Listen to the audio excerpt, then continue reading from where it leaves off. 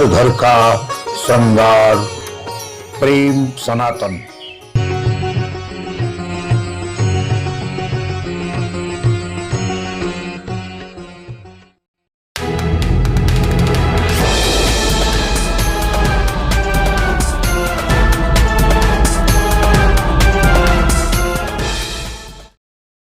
सनातन धर्म में पितृपक्ष वो पखवाड़ा होता है जब हमारे पूर्वज इस धरती पर आते हैं और हम उनका आदर सम्मान श्राद्ध और पूजा करके उन्हें संतुष्ट होकर वापस भेजते हैं।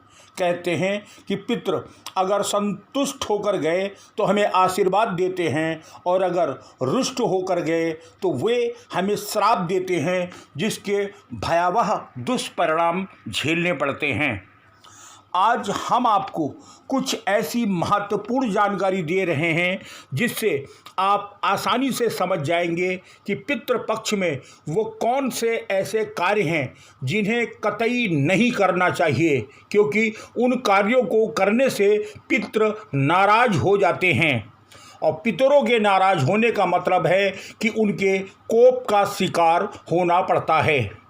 तो सबसे पहले हम आपको बताने जा रहे हैं कि जो पितृपक्ष की शुरुआत हुई है इसमें कौन कौन सी चीज़ें आपको नहीं करनी हैं। सबसे पहले पितृपक्ष में आपको मांस और मदिरा का त्याग करना होगा, यानी मांस और मदिरा का भक्षण आप पितृपक्ष में नहीं करेंगे। अगर पितृपक्ष में आपके दरवाजे पर कोई भी व्यक्ति आता है, भले ही वह भिखारी है, आप उसे सम्मान देंगे और संतुष्ट करके वापस भेजेंगे, क्योंकि हमारे सनातन धर्म में कहा गया है कि पितृ किसी भी रूप में आपके दरवाजे पर आ सकते हैं। पितृपक्ष में तर्पण जरूर करना चाहिए। तर्पण में काले तिल का प्रयोग अवश्य करें। पितृपक्ष में ब्राह्मणों को भोजन जरूर कराना चाहिए। अगर आप पितृपक्ष में ब्राह्मणों को भोजन नहीं कराते हैं तो पितर आपसे नाराज हो जाएंगे। पितृपक्ष में आप पशुओं पर जुल्म कतई न करें, खास तौर से गाय, कौवा, बिल्ली और कुत्ता। ये वो हैं, अगर इन पर आप जुल्म करेंगे तो निसंदेह पितर आपसे नाराज होंगे। बड़ी महत्वपूर्ण बात यह है कि तमाम लोग अपने पितरों के मृत्यु की तारीख नहीं जानते हैं। उनके लिए आसान ये है कि यदि आपको तारीख नहीं पता है तो सर्व पितृ मोक्ष, यानी कि जो अंतिम दिन होता है पितृपक्ष का, उस दिन अमावस्या को आप श्राद्ध कर सकते हैं।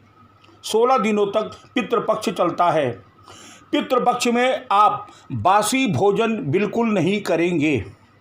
पितृपक्ष में आप पेड़ और पौधों को नहीं काटेंगे, ना ही उनका नुकसान करेंगे। पेड़ पौधे काटने से पितृ नाराज होते हैं और वो आपको श्राप दे सकते हैं।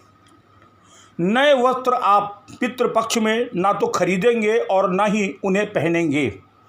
खास तौर से पितृपक्ष में आपको कुछ चीज़ों का उपयोग बिल्कुल बंद कर देना है, जैसे मसूर की दाल, धतूरा, अलसी, कुलर्थ, मदार की दाल, लौकी, सत्तू, चना, जीरा, सरसों का साग, खीरा, काला नमक, ये वो चीज़ें हैं जिन्हें पितृपक्ष में इनका उपयोग नहीं करना चाहिए।